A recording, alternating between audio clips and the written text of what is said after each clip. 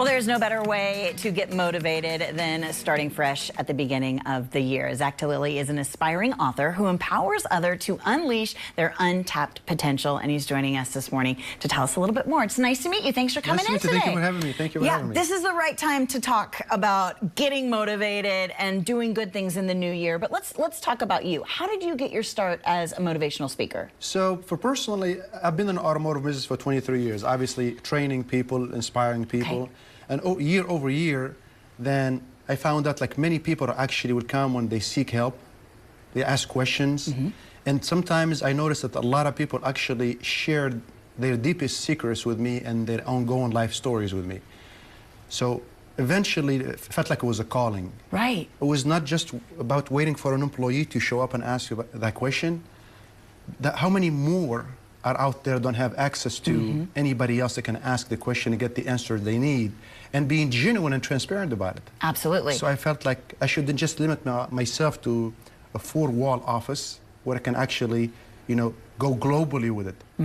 It's not just me or 100 employees or 1,000. There are many, many, many more that need answers, but sometimes because they don't know where to get them, so their life is at the standstill. It's very true. I can tell like you're a very easy person to talk to. Let's talk a little bit about adversity and what you went through to get to this spot. Adversity, for me, at the age of, I'm originally from Northern Africa. I was born and raised in Tunis, Northern Africa. At the age of 10, I lost my mother in a tragic accident, and I also lost my father. So I became homeless, an orphan at the age of 10, 11, 12. I walked bare feet to school. We had no electricity or water at the house. And as you grow up, there was no dream. You couldn't dream anymore because there is nothing really to live for. Everything is taken away from you. And then you try to blame the universe and God and everyone around you for what's happening. But then when you do that, all it does is holds you back and keep you at that spot. So I had two choices. Choice number one is to accept adversity as my wheels to surrender and curving and giving up, or grab it by the horn and make it my wings to success. So I chose the second direction. And when I took that jump, that leap of faith, and I jumped, guess where I landed? I landed right here in front of you, given I love that.